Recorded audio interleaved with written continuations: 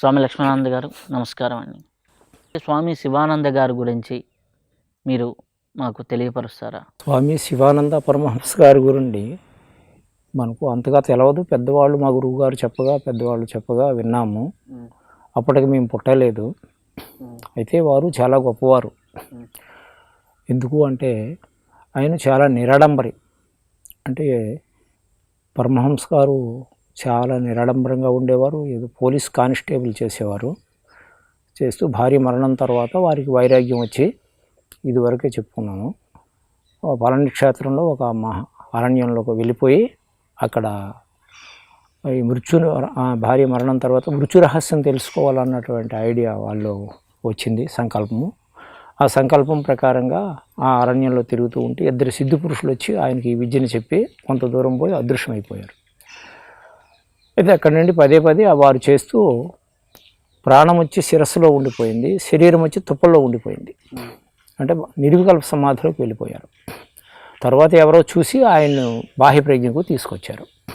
బాహ్యప్రజ్ఞ తీసుకొచ్చిన తర్వాత మరలా వారు అడిగిన వాళ్ళకి లేదనకుండా 6,50,000 మందికి సుమారుగా ఇతర దేశాల్లోనూ, సింగపూరు, దుబాయ్, ఇతర దేశాల్లో, మన ఇండియాలోనూ ఇతర దేశాల్లో కూడా ఈ విద్యని చెప్పటం జరిగింది. తర్వాత 5 ఆశ్రమాలు కూడా స్థాపించారు. ఫౌండర్ ఆఫ్ సిద్ధ సమాజ స్థాపన. ఈ ఆశ్రమాలు ఎక్కడెక్కడ ఉన్నాయి? ఆశ్రమాలు కేరళలో 4 ఉన్నాయి. కోజికోడ్ జిల్లా హెడ్ ఆఫీసు, స్వామి సమాధి అక్కడే ఉంటుంది. కోజికోడ్ జిల్లాలో వడకర అన్నటువంటి గ్రామంలో, కోజికోడ్ జిల్లా కేరళలో. యూర్లో ఒక ఆశ్రమం ఉంది, సిద్ధాశ్రమాలు అంటారు. హెచ్ఓ మాత్రం హెడ్ ఆఫీస్ మాత్రం బడగరే, తెలుగులో బడగర అంటారు, వడకర అని చెప్పేసి ఇంగ్లీష్లో ఏదో అంటారు, వాళ్ళ భాషలో ఏదో. అయితే తమిళనాడులోనే ఉన్నాయి. తమిళనాడులో అమ్మంపాలెంలో ఒకటి ఉంది, శాలం దగ్గరలోను కొంచెం దూరంలోను అమ్మంపాలెంలో ఒక ఆశ్రమం ఉంది స్వామిది. వారే పెట్టారు. ఒక్కొక్క ఆశ్రమం కూడా సుమారుగా 70-80 ఎకరాల పరిధిలో ఉంటాయి. మందులు తయారు చేస్తారు, సిద్ధ మెడిసిను. ఆ మెడిసిన్ సేల్స్ చేసి దానివల్లే వాళ్ళు అక్కడ జీవనోపాధి చేస్తుంటారు. స్వామి అట్లాగే నిజ జీవితం గడపమన్నారు. ఈ సిద్ధ విద్య అన్నటువంటిది అక్కడ సమాజం అని ఉంది. వాళ్ళకు 250 నుండి 300 రూల్స్ సుమారు ఉంటాయి. వాళ్ళు బయటికి వెళ్ళడానికి లేదు. 250 రూల్స్లో కూడా నాది అని అనడానికి ఏం లేదు. ఆశ్రమంలో మనదే అన్నటువంటి పదమే వస్తుంది, కానీ నాది అని సొంతంగా ఏం లేదు. ఒకవేళ సిద్ధ సమాజంలో ఎవరైనా చేరదలుచుకుండేటప్పుడు నాది అంటూ ఏం లేకుండా ఎవరికో ఇచ్చేయటం, కానీ వాళ్ళ వారసులకి లేదా ఆశ్రమానికి ఇచ్చేసైనా సరే ఆయన చేరవచ్చు. వాళ్ళు ఒకే అనేటప్పుడు సిద్ధ సమాజంలో చేర్చుకుంటారు. దానికి చూసి 1-2 సంవత్సరాలు చూసిన తర్వాత చేర్చుకుంటారు, అంత గమ్మునే చేర్చుకోరు. అంటే ఎవరైనా సరే సిద్ధ సమాజంలోకి వెళ్ళాలి అంటే వారు పెట్టింది 250 కండిషన్స్ ఉంటాయి. సిద్ధ సమాజంలోకి వెళ్ళాలంటే ఉంటాయి, అందరినీ చేర్చుకోరు. అది వాళ్ళకి అర్హతలు ఉన్నప్పుడే చూసి 1-2 సంవత్సరాలు చూసి చేర్చుకుంటారు. ఇక ఆయనకు ప్రాపర్టీస్ అని సొంతంగా ఉండటానికి లేదు. ఆయనకు ఉన్నదే వాళ్ళ వారసులకు కానీ ఇంకొకరికి కానీ ఇష్టపడ్డ వాళ్ళకి దానము ధర్మం ఇచ్చేసుకొని లేదా ఆశ్రమానికి ఇచ్చేసుకొని మనది అన్న భావంతో ఉండాలి. అంత సమానం అన్న భావం. అక్కడ సిద్ధ సమాజంలో చేరాలి అనుకుంటే ఆ వ్యక్తికి ఎటువంటి ఆస్తులు కానీ ఎటువంటి నాది అనే సొంత ఆస్తి ఉండదు, నాది అనేది ఏమీ లేకుండా ఉన్న వాళ్ళకి అంటే పిల్లలకు కానీ ఎవరికి వాళ్ళ వారసులు కానీ ఇంకొకరైనా వాళ్ళకి ఎవరికి ఇద్దాం అనుకుంటే ఇచ్చేసి అక్కడ చేరవచ్చు. అయితే ఆ చేరటంలో కూడా అక్కడ పోలీస్ స్టేషన్ నుండి సబ్ ఇన్స్పెక్టర్ ద్వారా కానీ లేదంటే ఎంఆర్ఓ గారి ద్వారా సర్టిఫికేట్ ఏది పట్టుకెళ్ళి పలానా అని చెప్పేసి చేసుకుంటే వాళ్ళు ఒక 2 ఏళ్ళు చూసి 3 ఏళ్ళు చూసి తర్వాత చేర్చుకుంటారు. ఓకే, వ్యక్తికి కూడా ఇమీడియట్గా ఇవన్నీ చేసి వెళ్ళినా చేర్చుకోరు. వాళ్ళని 2 సంవత్సరాలు అబ్జర్వ్ చేసి చేర్చుకుంటారు. చేర్చుకున్న తర్వాత అవుట్ సైడ్కి రావడానికి లేదు. ఇంకేది ఆశ్రమం నుంచి బయటకు ఆశ్రమంలోనే ఉండాలి. పర్ డే 8 అవర్స్ యోగా చేయాలి. 8 అవర్స్ సాధన చేయాలి. దపదపాలు ఉంటాయి, టైం ఉంటుంది. మార్నింగ్ నుండి ఈవినింగ్ వరకు కూడా రాత్రి పనులు చేస్తారు. మొత్తం ఒక రోజుకు 8 అవర్స్ సాధన చేయాలి. వాళ్ళకి ఇంకేం ప్రాబ్లం వచ్చినా ఏమొచ్చినా కానీ ఆశ్రమం టేక్ కేర్ అంతా ఆశ్రమే చూసుకుంటుంది. వాళ్ళ తిండి బట్ట అంతా బాగోగులన్నీ అవుట్ సైడ్కి వెళ్ళడానికి లేదు. ఆ 70 ఎకరాల పరిధిని దాటి అంతే సుమారుగా అది ఒక 100 ఎకరాల దగ్గర ఉండేది. రోడ్డుకు వాటికి కొంత ఖర్చు అయిపోయింది. ఇప్పుడు ఒక 70 ఎకరాలు ఎంత ఉంటుంది.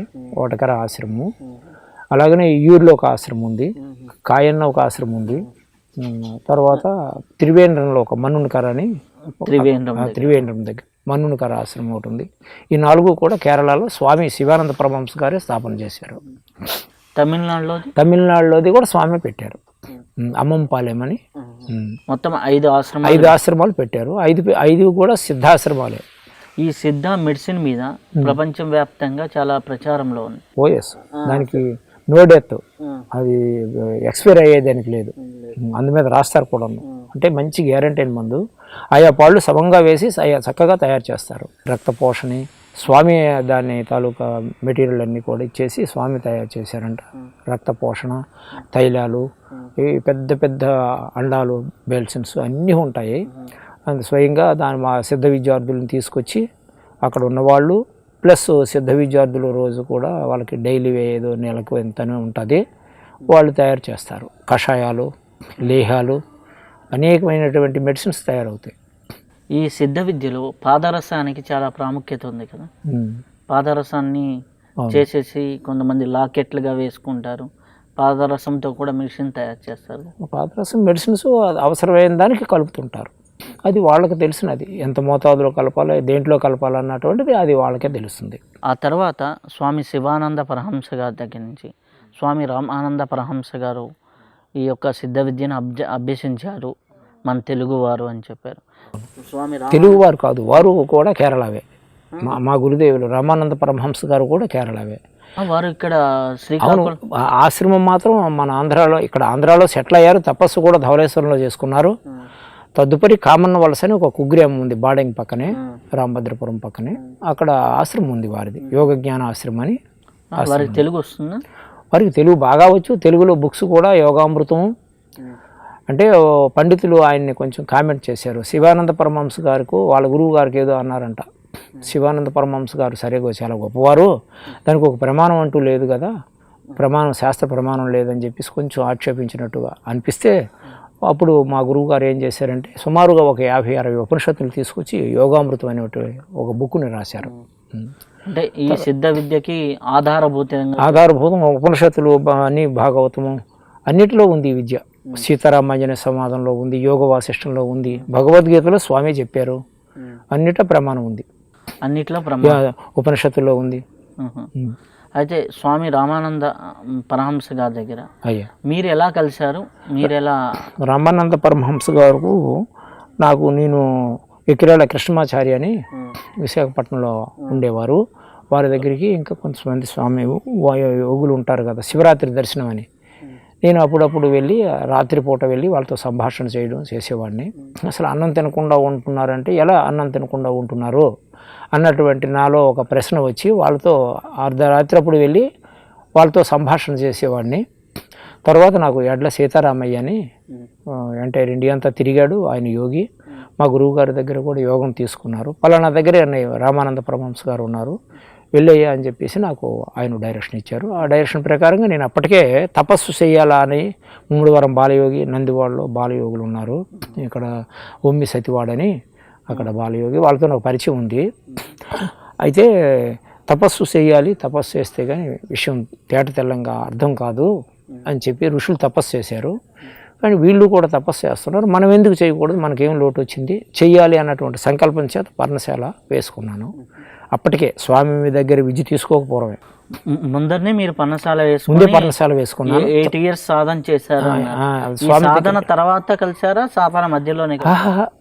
పర్ణశాల వేసుకున్న తర్వాత స్వామి గురించి తెలిసింది.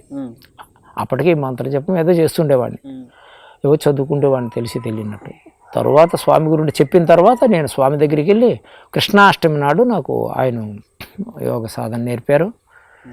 కృష్ణుడు చెప్పిన విజయ కాదు ఇది. కృష్ణాష్టమి నాడు నాకు అర్థం. ఏ సంవత్సరంలో అండి? అది 82లో అప్పుడు అవుతుంది. 82లో 1982లో 8 సంవత్సరాల పాటు నేను పైకి వచ్చేసాను, ఊరు వదిలేసి. మా ల్యాండ్స్ అవి కూడా తనకాలు తాకట్లు కొన్ని పెట్టేసి పాలుకి ఇచ్చేసి, సరే తిండి తీర్థం ఉంది కదని చెప్పి మా మదర్ ఉండేది, నా భార్య ఉండేది, మా పాప ఇంకా పెద్ద పాప పుట్టింది, చిన్న పాప ఇంకా గర్భంలోనే ఉంది, 6 మాసం అయింది. ఇంకా నా పని సంసారం చక్కబెట్టుకున్నాను, ఇంకా సాలు ఈ సంసారము, దీంట్లో ఏం లేదన్నటువంటి భావన నాలో కలిగి నేను వాళ్ళతో చెప్పేసి, మీకు తిండి తీర్థం బాధ ఇబ్బంది ఏం మనకు లేదు, భగవంతుడు ఇచ్చాడు, నేను కొన్నాళ్ళు ధ్యానం చేసుకుంటానని మా ఆవిడతో మా అమ్మతో చెప్పేసి నేను అవుట్ సైడ్కి వచ్చి కుటీరం వేసుకొని ఉన్నాను. స్వామి దగ్గరికి మా శ్రీమతిని కూడా తీసుకెళ్ళి యోగం ఇప్పించాను. మా పెద్ద పాపకు కూడా స్వామి చెప్పారు యోగం. అంటే మీకు ఇద్దరు అమ్మాయిలు. ఇప్పుడు ఏం చేస్తున్నారు? ఇప్పుడు వాళ్ళకి వివాహం అయింది, వాళ్ళు ఉద్యోగాలు చేసుకుంటున్నారు. ఒకడు స్వయాన మేనలుడే, నా తోబుట్టువులు 5. చిన్న దాని కొడుకు ఇచ్చాను, MA చదువుకున్నాడు, శంకర శ్రీనివాస్ అని. అదే గుడివాడ పైడ్రాజ్ అని, ఆయన కూడా కొంచెం దగ్గర వాడే, కానీ ఈయన స్వయాన అక్కజల్లులు పెట్టాడు. చిన్న అతను MA చదువుకున్నాడు విద్యాపీఠంలోను. తిరుమలలో పనిచేస్తున్నాడు. ఇప్పుడు తిరుమలలో సాంస్క్రిట్ లెక్చరర్గా చేస్తున్నాడు. పెద్దతను విజయనగరంలో పెద్ద హాస్పిటల్లో టీవీ సెక్షన్లో సూపర్వైజర్ ఏదో చేస్తున్నాడు. వాళ్ళు విజయనగరంలో ఉంటున్నారు ఇద్దరును. వాళ్ళకి 2 పాప బాబు, పెద్దతనికి కూడా పాప బాబు. వాళ్ళ బాధ ఏదో పడుతున్నారు. మేము వ్యవసాయం చేస్తూ ఇప్పుడు పైకి వచ్చిన తర్వాత వీళ్ళు మరి ఇవన్నీ చేస్తున్నాం కదా, మరి చెయ్యాలి కదా అని వ్యవసాయం పాలుకి ఇవ్వడం, మేము చేయటం ఇలా జరుగుతుంది. స్వామీజీ, మీరు రామానంద పరహంస గారి దగ్గర నేర్చుకునే విద్య ఏంటి? యోగ విద్య. యోగము అంటే అప్రాప్తి ప్రాప్తి యోగం తద్రక్షణం క్షేమం అంటారు పతంజలి మహర్షి. ఏదైతే మనకు భగవతత్వం భగవంతుడు అంటున్నారు అందరూ, కానీ భగవంతుడు గురించి తెలియాలి అని అంటే భగవంతుడు ఉండేది భ్రువోర్ మధ్య శివస్థానం. మనలో కృష్ణుడు కానీ రాముడు కానీ యేసుప్రభు అవతార పురుషులు సిద్ధులు ఉన్నారు. స్వాములకు మనకు నమస్కారం చేస్తున్నాం, కానీ వాళ్ళకు బ్రెయినే కదా, ఇన్స్ట్రుమెంట్స్ అన్నీ కూడా బ్రెయిన్లో ఉన్నాయి కదా. ఇది అడ్జస్ట్మెంట్ లోపం. మనం తెలుసుకోలేదు, వాళ్ళు తెలుసుకున్నారు. అంచేత వాళ్ళు సిద్ధి పురుషులు అవతార పురుషులు అని మనము వాళ్ళకి నమస్కరిస్తున్నాం, భగవత్ స్వరూపులని. ఆ స్వరూపం మనలోనూ కూడా ఉంది. అందుకు భగవద్గీతలో స్వామి అహమాత్మ గూఢకేశ, నేను ఆత్మస్వరూపుణ్ణి, సమోహం సర్వభూతేషు, అర్జున నేను సర్వభూతాల్లో కూడా ఉన్నాను, భూతనాథుని. నమే ద్వేషేస్తు ప్రియ అప్రియ, నాకు ప్రియులు కానీ అప్రియులు కానీ లేరు అర్జున అని చెప్పి స్వామి భగవద్గీతలో కూడా చెప్పడం జరిగింది. అంతేది ఏంటంటే తెలుసుకోవలసింది దీని ద్వారానే, బ్రెయిన్ తోటి. ఇన్స్ట్రుమెంట్స్ అన్నీ మనలోనే ఉన్నాయి. అడ్జస్ట్మెంట్ లోపం. అక్కడ దేవుడు ఉన్నాడు, ఎక్కడ దేవుడు ఉన్నాడు అని చెప్పేసి మనం వెళుతుంటాము. కానీ ఆత్మబోధలో శంకరుల వారు ఏమంటారంటే సదా సర్వగతోపి ఆత్మ, ఆత్మ సర్వత్రా ఉంది, కానీ న సర్వత్రా అవభాసతే, ఉంది కానీ తెలియబడదు. బుద్ధాభావేన స్వచ్ఛేసు ప్రతిబింబవత్తు, శుద్ధమైనటువంటి బుద్ధితత్వం కలిగినటువంటి వాళ్లకు స్వచ్ఛేసు ప్రతిబింబవత్తు, బింబం పైనుంది ప్రతిబింబం కిందినుంది. స్వచ్ఛంగా జలం ఉండి దాంట్లో ఏ విధమైన మలినం లేకపోతే బింబం ఎలాగుందో ప్రతిబింబం కూడా అలాగే ఆ విధంగానే కానొస్తుంది.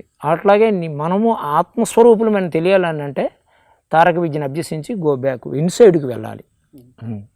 ఇన్సైడ్కి వెళ్ళి లోపలికి వెళితే కానీ తెలవదు. ఎందుకంటే భ్రువోర్ మధ్య శివస్థానం, అక్కడ 3వ కన్నుంది. దివ్యనేత్రం, యోగనేత్రం, దివ్య దృష్టి, అనేకమైన పేర్లు, 3వ నేత్రం, ముక్కంటి, అనేక పేర్లతో పిలుస్తాం. అది ముయ్యబడి ఉంది, 2 నేత్రాలు బాహ్యంగా చూడబడుతుంది. ఇది ప్రకృతిని చూస్తున్నాయి. అది పరమాత్మను చూడాలంటే ఈ రెండింటిని క్లోజ్ చేసి ఈ లైట్ని మళ్ళీ అటు పంపించాలి, గో బ్యాక్, వెనక్కి వెళ్ళాలి. అది యోగము. యుంజనే అనేతి యోగ. ఈ అనేకానికి దేని సత్తాశాత ఇది ఉనికి కలిగి ఉందో ఈ సృష్టి. మనకు గజేంద్ర మోక్షంలో చెప్తారు, ఎవ్వని సేజనించు జగం ఎవ్వని లోపల నుండు లీనమై ఎవ్వని ఎందుడిందు పరమేశ్వరుడు ఎవ్వడు, మూల కారణంబెవడు, అనాది మధ్యలేడెవడు, సర్వము తానే అయిన వాడెవడు, వాని ఆత్మభౌ ఈశ్వరునే శరణంబు వేడిదన్ అని గజేంద్రుడు ప్రార్థన చేస్తాడు. ప్రార్థన చేసేటప్పుడే శ్రీహరి ఆయన్ను రక్షణ చేస్తున్నాడు అన్నట్టు మనం భాగవతంలో చదువుకుంటాం. అంటే ప్రతి ఒక్కరం కూడా అహం ఉన్నంత వరకు భగవంతుడి స్వరూపం మనకు తెలియబడదు. ముందు అహం పోవాలి. అహం బ్రహ్మాస్మి అంటే అహం పోతే మిగిలేది బ్రహ్మమే. కాబట్టి ఈ అహమే మనల్ని అడుగుతుంది, నేను గొప్పవాడిని, నేను విద్యావంతుడిని, నేను ధనవంతుడిని, నాకు తెలుసు ఆయనకు తెలియదు అని ఏదో భావన ఉంటుంది. ఈ భావన మనల్ని అడ్డుతుంది. అదే నా మాయ అని చెప్పి స్వామి కూడా చెప్తారు. ఈ ఆత్మ అన్నటువంటిది సర్వత్రా ఉంది. దాన్ని తెలుసుకోవాలని అంటే శుద్ధమైనటువంటి బుద్ధి కావాలి. అది ప్రాణాయామం మినహా మీకు ఇంకో విధంగా అవ్వదు.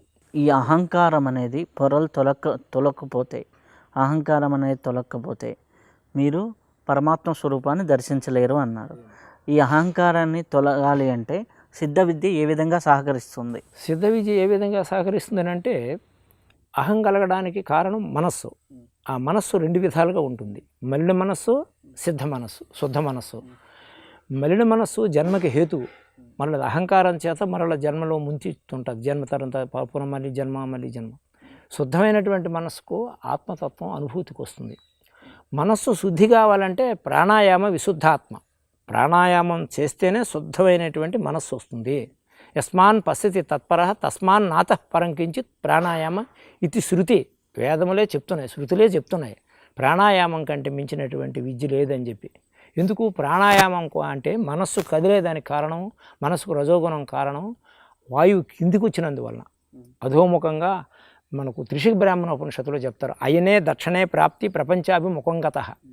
అధోముఖంగా దక్షిణ అంటే ఈ భూమధ్య స్థానంలోంచి శరీరంలో అధోభాగానికి ఎప్పుడైతే వచ్చిందో ఇక వినడము, చూడటము, తినటము, వీటి ఇంద్రియాలు, జ్ఞానేంద్రియాలు, కర్మేంద్రియాలు అన్నీ కూడా పనిచేస్తున్నాయి. అవుట్ సైడ్కి వచ్చి ప్రపంచాన్ని చూస్తున్నాం. తాను ఎవడో తాను మర్చిపోయాడు. ఇప్పుడు తాను ఎవడో తాను తెలియాలని అంటే దక్షిణాభిముఖం అంటే ప్రపంచాభిముఖుడు అయ్యాడు.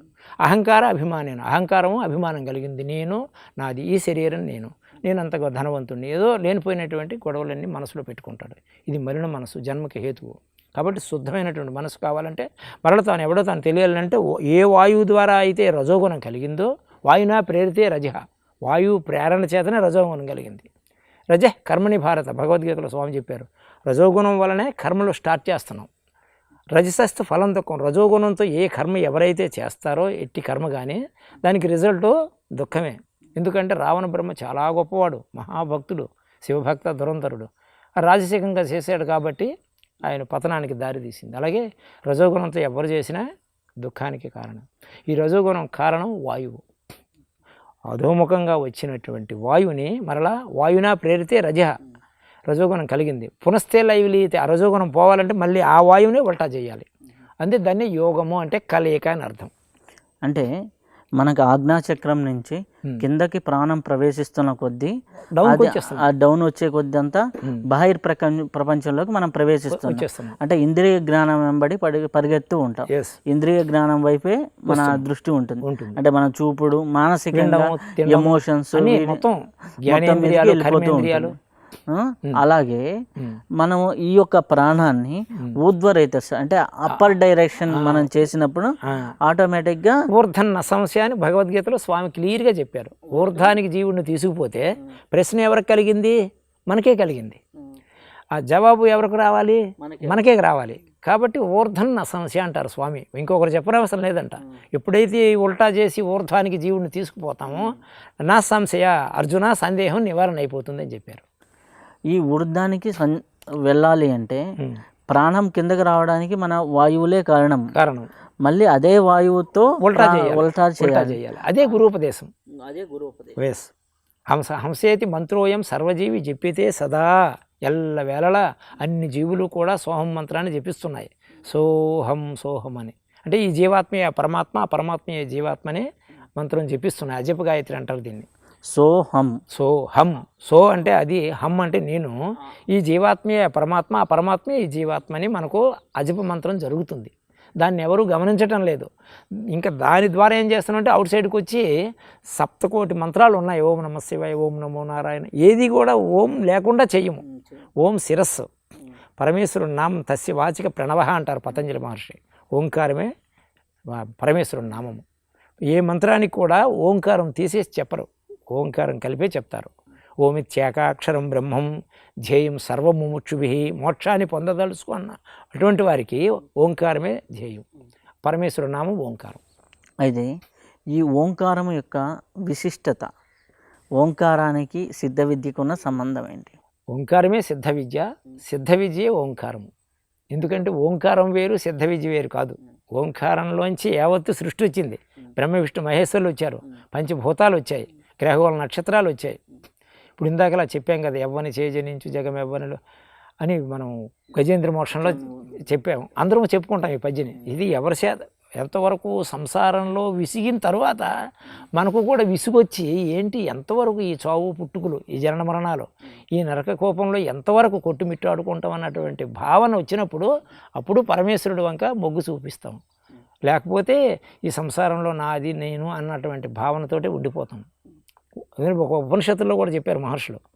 భాగవతంలో ఏదైతే పద్యం చెప్తున్నారో, ఉత్పత్తి ప్రళయం చైవ భూతనామ గతింగతి, ఇది ఎవరి చేత సృష్టింపబడ్డది ఉపనిషత్తులు మహర్షులు చెప్పారు.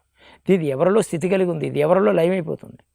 వేత్తి విద్యా సవేభ్యో భగవానితి, భగవంతుడంటే వీడట. ఏదైతే బ్రహ్మ విద్య ఉందో ఇది ఎవరి చేత సృష్టింపబడ్డదో, ఎవరిలో స్థితి కలిగి ఉందో, ఎవరిలో లయమైపోతుందో ఆ విద్య ఏదైతే వేత్తి విద్య సవేభ్యో భగవానితి, ఆ విద్యని ఎవడైతే తెలుసుకుంటాడో బ్రహ్మ విద్యని వాడు భగవంతుడు అని చెప్పారు. అది తెలుసుకున్నారు కాబట్టి రాముడిని, కృష్ణుడిని, జీసస్, బుద్ధుడు వీళ్ళందరూ చేశారు. తెలుసుకున్నారు కాబట్టి వాళ్ళు భగవత్ స్వరూపులని మనం నమస్కారం చేస్తున్నాం. ఆ స్వరూపం మనలోనూ కూడా ఉంది, కానీ మనం తెలుసుకోలేకపోతున్నాము, వాళ్ళు తెలుసుకున్నారు అంతే.